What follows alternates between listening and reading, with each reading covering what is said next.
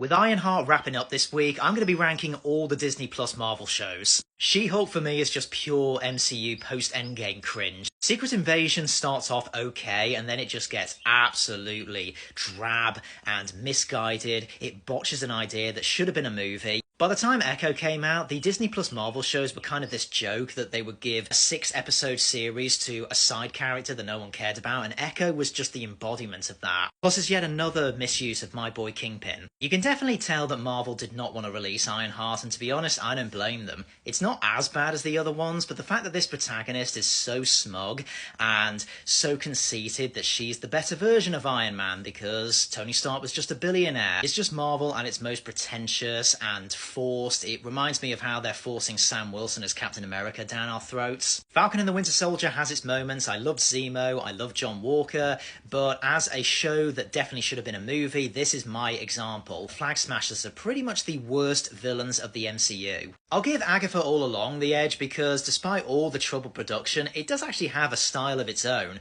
but I'm just not into the whole character. Honestly, the more I think about Daredevil Born Again, the worse it gets. I mean, I love seeing Charlie Cox and Vincent D'Onofrio, but just the way they mismanage all the characters from the Netflix series and how it just feels like it's the rebirth of the franchise, but in name only. There's a lot of episodes where it just drags along. It feels like it's setting up future installments. I think Miss Marvel is a breath of fresh air, and I think it deserves more love. I love that actress who they got to play Miss Marvel, and I like the family. It does definitely feel like MCU is exploring different territories and not having it just be for show. Hawkeye does fall apart in the final episode, especially with the Kingpin setup, but for the first few episodes I was really digging it. I think Kate Bishop was such a great addition to the MCU. I love Haley Steinfeld, and I think her and Hawkeye do have great chemistry. Loki is here because the first season to me is kind of mediocre, but everything got clawed back at the second season, and my god, what a great ending for the guy. I do like a lot of what I got on screen. Wasn't so hot on Agatha, but I did enjoy what they explored with Wanda